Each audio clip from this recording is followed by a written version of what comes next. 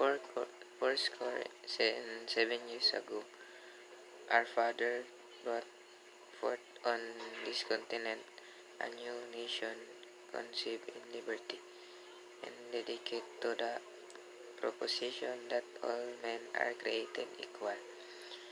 Now we are engaged in a great civil war, testing whether, whether that nation or any nation so conceived and so dedicated can long endure.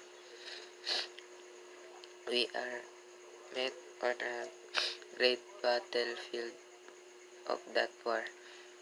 We have come to dedicate a portion of that field and a final resting place for those who here gave their lives that the nation might live.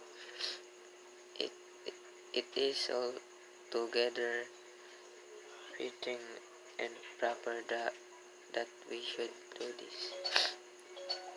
But in larger sense, we cannot dedicate, we cannot consecrate, we cannot hallow this ground to brave men, living and dead, who struggle have consecrated it far above our poor power to add or detract. The world will little note